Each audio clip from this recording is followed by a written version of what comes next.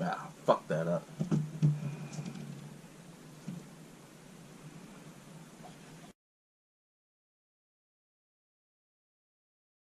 Hello, and welcome to the SaWGuy podcast.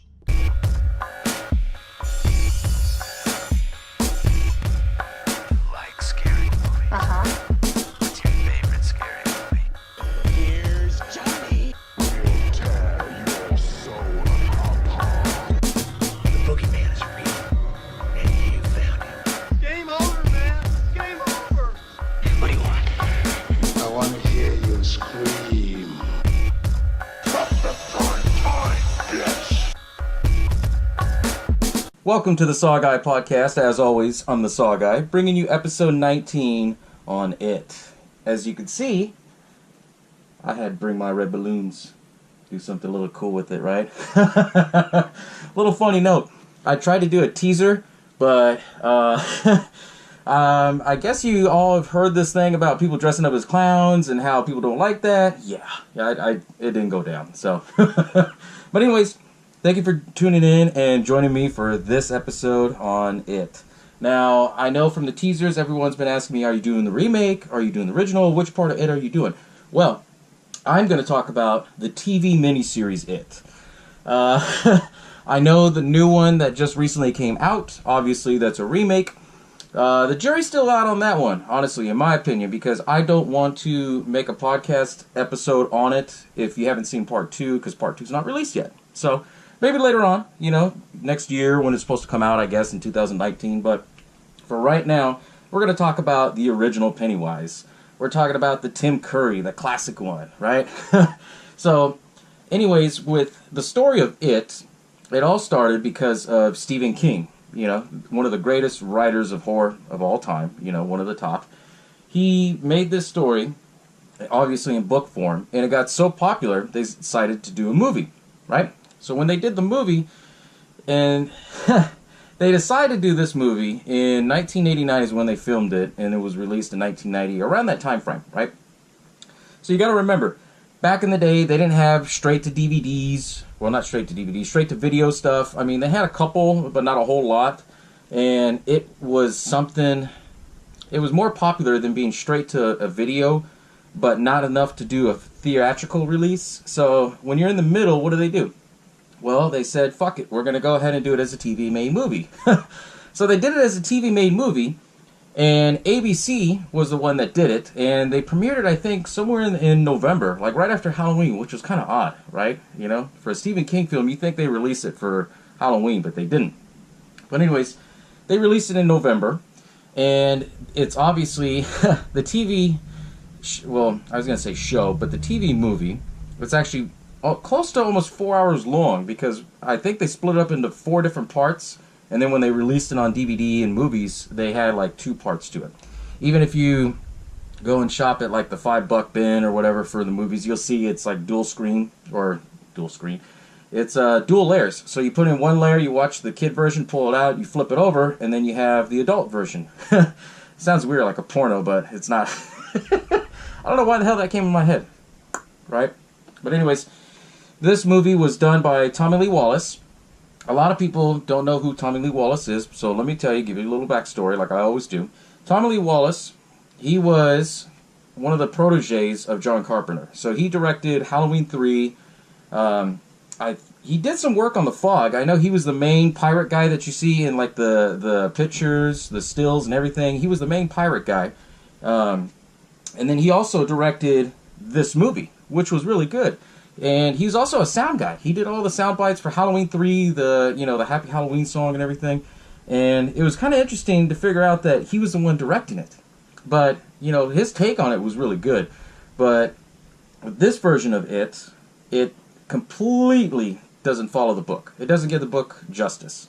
And what I mean by that is the fact that he didn't read the book until after he finished the movie.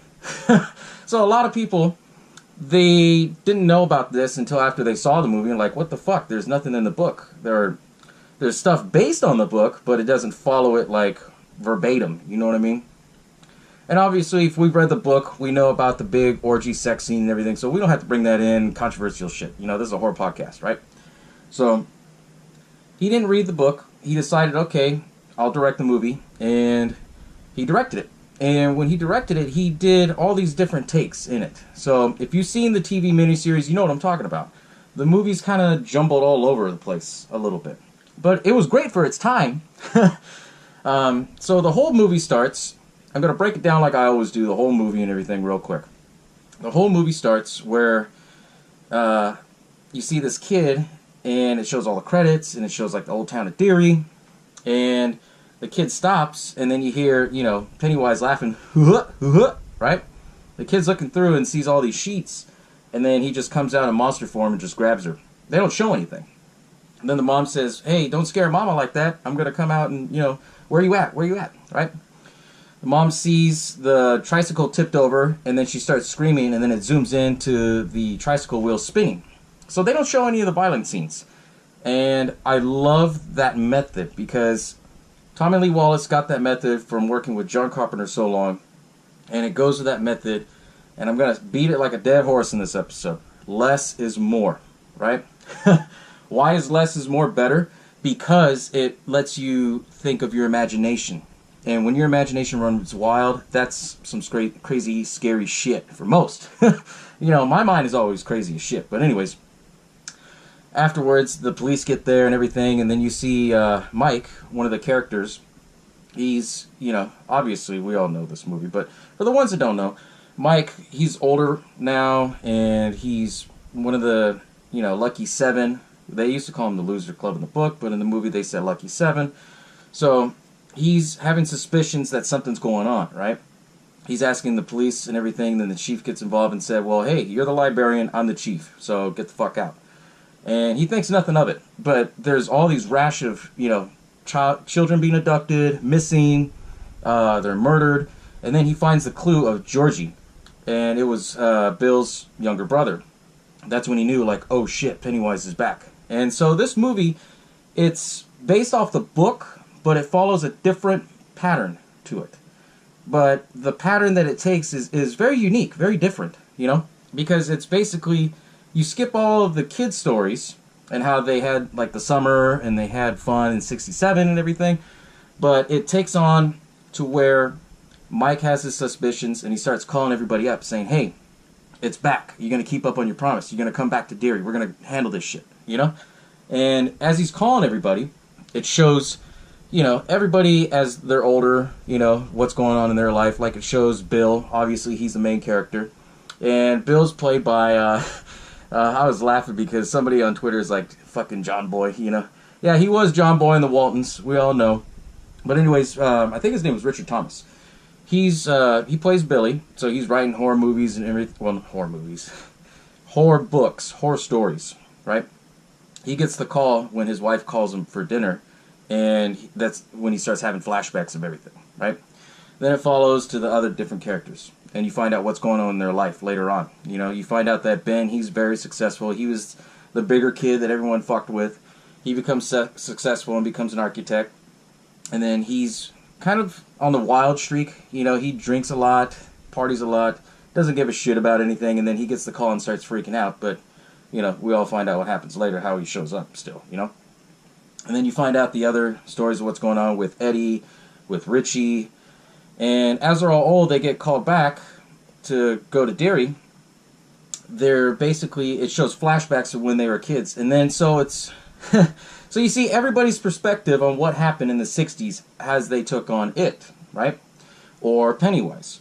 I call Pennywise it because in this movie, they never really explain what Pennywise was. Was he a monster? Was he a fucking spider? Because the ending was kind of just, you know, that was the only thing that sucked about it. It was a big old spider, and there was no climax or anything with it. But back to the whole... Can't even talk. Back to what I was saying, though, is when they were calling everybody up, or when Mike was calling everybody up, everybody was basically telling their whole side of the story. And then the first part ends when he calls Stan, and Stan, he was the character who was the Boy Scout in the movie. He didn't want to believe it. He tried to forget it. He gets the call at the end of the first part of the movie, of this, you know, TV series. And he says, yeah, I'll be there. I'll be there. Then it talks about his side of the story, how he never really wanted to go down in the sewers. He didn't really want to go and fight Pennywise. And he was the one who got fucked with the most from Pennywise. And he tried not to believe it, but, it's seeing is believing. So the end of the miniseries basically ends with Stan going into the bathtub, and he slits his wrist, and he kills himself. And that's the end of part 1. So part 1 was just all the flashbacks and everything, all the build-up, what they had to endure, how they had to deal with their bully, Henry Bowers. And then part 2 starts. Part 2 starts as they're all adults, they all meet up, they all have, little by little, they all meet up and start feeling this weird force around them. Like they're not supposed to be there, or that Pennywise is afraid. And then later on it goes into the whole story of how they all come together. And then Henry Bowers, they don't say much about him other than the fact that he admitted to all the killings when they were kids. And so everything had ended. And this is 30 years later when they're adults. And then they start talking about okay, well, it's every 30 years, there's a disaster in Derry. And Mike knew the whole time, even when he was a kid. They explained that. And later on, Henry Bowers, he gets help from Pennywise to escape. And when he escapes, he goes and then he stabs Mike. And then at the same time, he stabs himself by accident. Dies. Then it ends up being Eddie, Billy, Ben, Beverly, and Eddie. Well, I said Eddie. Did I say Eddie? Yeah, I said Eddie. And Richie. They all decide to go down the sewers.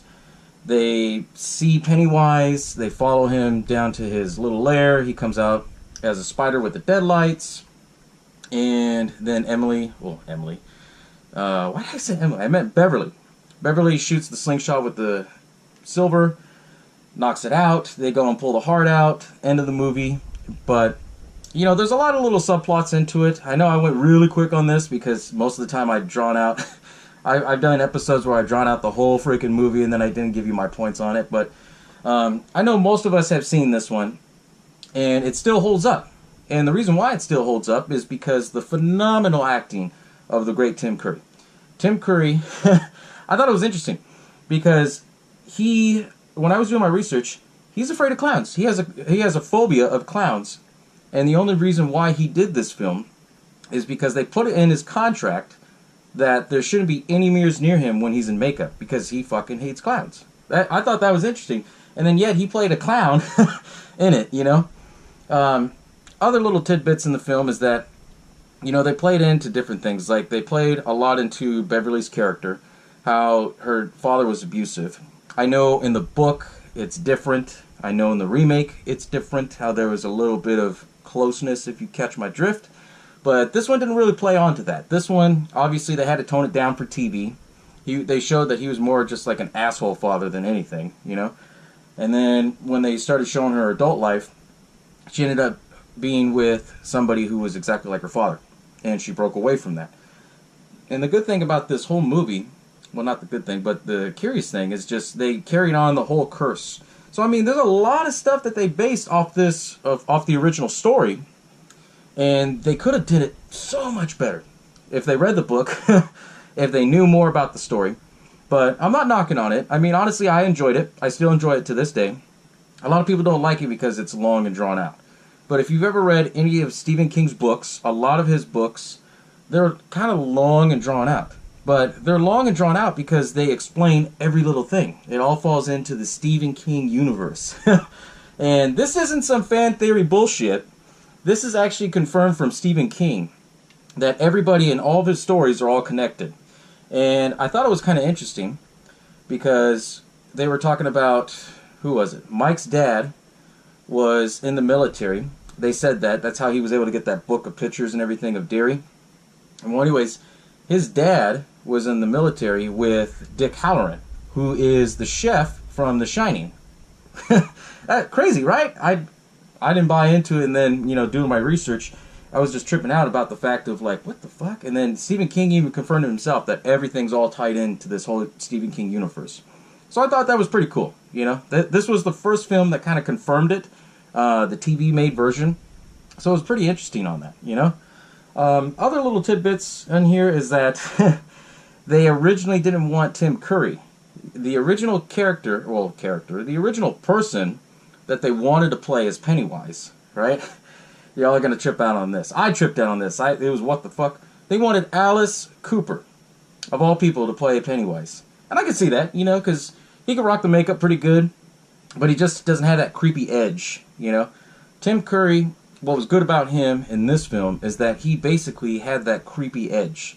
He had that British sense of, how do you say it, like formality. You know, he was very proper and stuff like that, but he also could play like the old time kind of characters, you know, like Pennywise. He was more from like the 1900s, well, no, in the movie they said it was 1700s. I know in the book and everything else. I'm getting them all mixed up because there's so many different variations of this, right? But anyways, he could play that character really well and just run with it. I mean, if you look at all the other roles that he's done, you know, he was in Legend, he was in a bunch of other films, and he played these crazy roles. I mean, he did them really fucking good, you know, and for him to play a clown was like, whoa. And because of this movie, a lot of people are still fucking afraid of clowns. And I get it, don't get me wrong, I'm not afraid of clowns, don't get me wrong, but I can see why people are afraid of it. Because of the fact that clowns are supposed to be happy, they're supposed to be joyful and things like that, but you never really know like the creepy side of it. And then when this film came out, I know what was going on in the 90s. I think it was late 80s, early 90s. That's when the whole John Wayne Gacy shit was kind of like blowing up a little bit. You know, the different things of what was going on and how he had his persona as Pogo and stuff like that. So when all that was going on, obviously there was more fear for it. And being shot back in the day in the 90s or late 80s, they didn't have high quality cameras.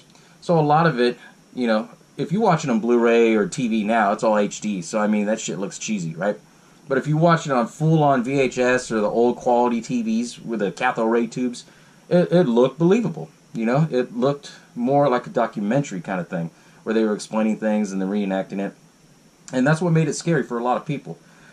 The fact that, also too, in this film, what I enjoyed about it the most is that Tommy Lee Wallace, he did a good job of doing the less is more method, you know, where you build up, like, they show the scene where Georgie and Pennywise meet, but then when he grabs his arm and says, "You'll float too," pulls him down, it just shows Georgie screaming, then it shows his face going, zooming in into the camera, which, that's creepy for me because, you know, your imagination could run wild on that shit. It really can, you know. But overall, I mean, for this movie, I know I got this movie requested in for the fan episode too, so I figured I'd give you all a treat, throw a bone out there, do this episode, right?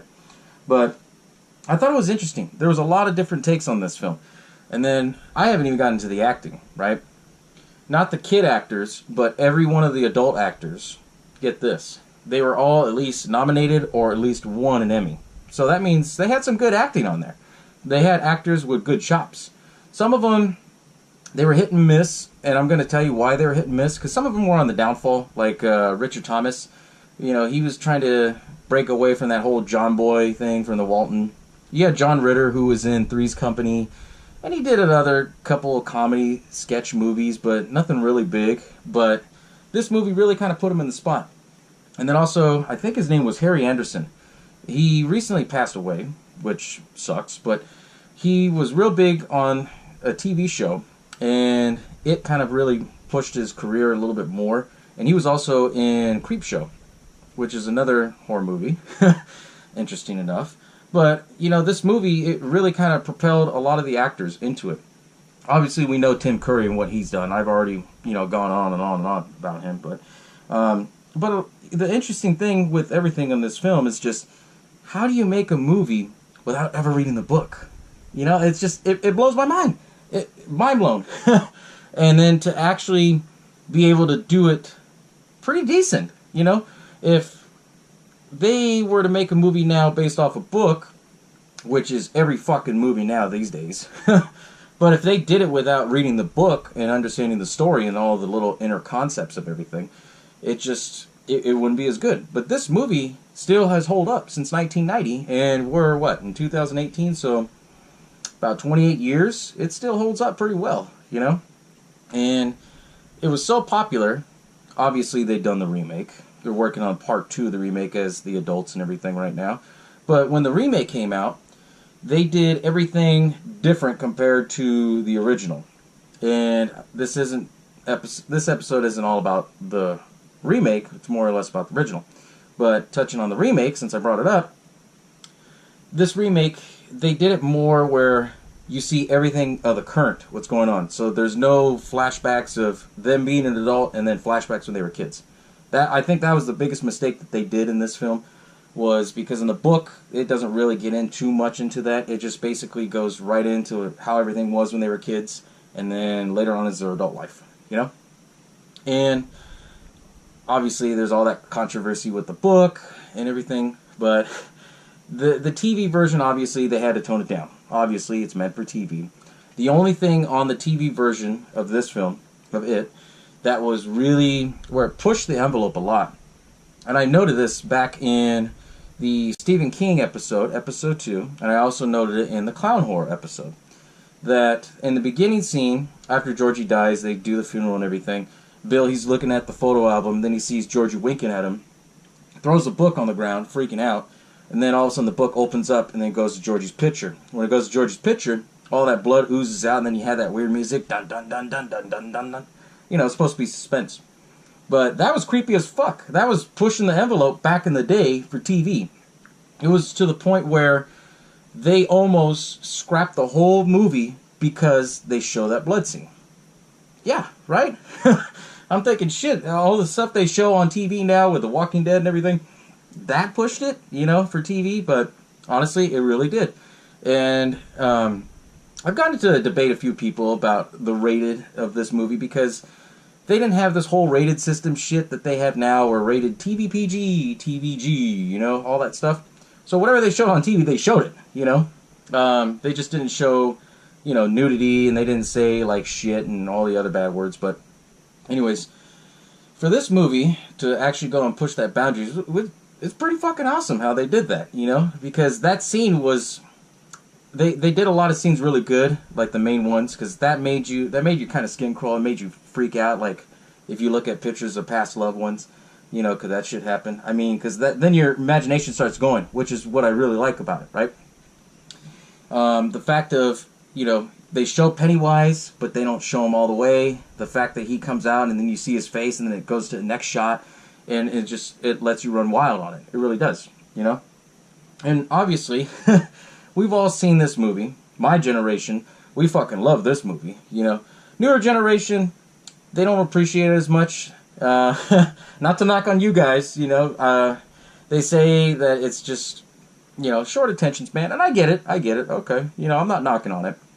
But even the remake, for all what they did for the first one, when they were all children and everything, going through all their struggles, that movie was still pretty fucking long for how they did it. And I don't know if they're going to cut this remake into 2 or 3, but I know the original, they did it in 4 parts, or 2 parts.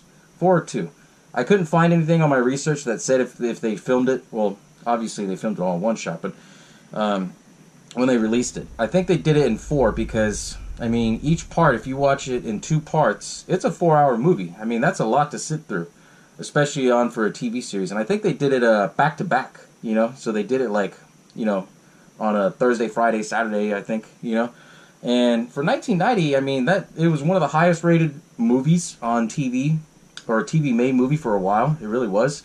Because back in that time, I think that was before the TGIF thing. And then that came out and it kind of toned it down and made it for, you know, family viewing is what they call it, right? But anyways, yeah, I just, I'm just lost for words because, I mean, honestly, there isn't enough good things I could say about this film. Obviously, frog in my throat. Pennywise, he made me float, I guess, you know? But anyways, this movie I really enjoyed. I know everybody else is going to say it's long and drawn out. And the biggest ringer, what's funny about this whole film, as long as this film is, you know, 3 hours, 4 hours, around that mark, you only see fucking Pennywise for 20 minutes. And that was it. 20 minutes, and that was it, if you count it. Because I actually watched, y'all are going to laugh. I actually watched this movie, and I actually timed it, and timed how much he was in the movie. he was only in the fucking movie for 20 minutes. That's horror dedication for y'all, you know? So, yeah. But let me know what you guys think. I mean, did you all enjoy the original one? Does the original one still scare you? I know a lot of people, they have mixed reactions, mixtures of it. You know, some people just like it all. Honestly, I've always loved every horror film, especially anything that has to do with clowns. I mean, come on, killer clowns, right? You know, especially fucking Stephen King, you know, one of the living horror legends, still around, still kicking. You know, I've always appreciated it. But I want to hear your guys' thoughts, you know, because I know you guys put this as a episode for episode 20. I'm giving you guys a treat for this one because, you know, with Pennywise, he's iconic now. He really is. And because of Pennywise and because of this movie, and back to what I was saying earlier, I really did try to do a skit and try to do kind of like a little teaser, you know, holding balloons on the side of a busy street and doing kind of similar like what Pennywise does. But I wasn't going to dress up all as a clown, just go all geared up. But as soon as I even got ready for it, man, woo, all the cops are already over there. So because of this movie, people are dressing up as clowns and doing stupid shit. You know, it started in the East Coast, now it started over here. I mean, honestly, it's just... I get it. I mean, people want to be funny, they want to do stuff, but, you know, it's one bad egg that ruins it for all, so that's why I couldn't give you the teaser and everything. But that all started because of this movie, and everybody that was dressed as a clown, everybody all dressed up as fucking Pennywise, you know? And who wouldn't? I mean, Pennywise is iconic. It's to the point where it's so iconic that, you know, you could, out of every scary horror clown there is, everybody remembers fucking Pennywise. The original one. The Tim Curry one, I should say, not the original one. The new one, they did a good job, but it's not Tim Curry, you know. I'm just gonna leave my opinions and thoughts like that. Honestly, I really am. I was raised on watching this original one, and the original one, as a kid, for me, really didn't scare me so much because, like I said, I don't have a fear of clowns. I really don't. I've been around a lot of crazy shit, so clowns don't really intrigue me. As far as, like, being creepy or whatever. I get the meaning behind it, but, you know, most people, they're fucking fearful for fucking clowns. They even did a thing on it for American Horror Story in the previous season, or this season that came out, you know? But, honestly, this movie, can't say enough good things about it. Especially the fact that Tommy Lee Wallace did this without having any knowledge of the movie, well, not of the movie, but of the actual story. He was going off of just... knowing the backstory, like, okay, these are these kids in the 60s, they were all not friends, and they become friends because this one bully kept fucking with them, and there's this killer clown, it thing coming after him, and this movie, well, I know in the remake and in the book, they basically describe Pennywise as this creature that had to feed off children to survive, for every so often, every 30 years. This movie didn't explain that. They left that mystery in there. And Tommy Lee Wallace, he took that idea from John Carpenter, you know? And my opinion on that one, I'm going to tell you, the less is more. It really is. Because when you have to think about it, like, okay, it's all mysterious. How the hell does this happen, you know? If you don't ask questions and just accept it for what it is, it's more creepy. It's more scary as fuck. And that's what makes this horror film enjoyable. It really does. Obviously, there's, you know, the downside, the talking, and the dragging on and everything, but, you know, that's all character development and everything. And I get it, you know, it has to be like that. Otherwise, movies wouldn't be entertaining, we wouldn't fucking get it. So, yeah. But anyways, thank you all for joining me in episode 19. Very much appreciated. My next episode is actually going to be not really an episode. What I'm going to do, because episode 20 is going to be for you guys, I'm going to do the top 5 movies that were voted or most requested for episode 20. It's going to be a special episode, and then at the end, I'm going to give you a teaser/trailer of the final winner, because you guys still have to you still have time to vote, let me know your favorites, because I know there's a lot of good ones out there. There really is. I'll get more into that later, you know. Obviously, I'll release videos. I'll hit you guys up on my Facebook, on my Twitter. If you haven't followed me or subscribed, go ahead and click to subscribe, click to like. Let me know in the comments still your favorite horror films, because there's a lot of good ones out there that I've been enjoying. So, but I know the original It was one of the most requested ones, and I wanted to give you all a treat, let you all know and enjoy that one. So, thank you for tuning in for episode 19. I'll see you all on the next special episode, alright? Take care.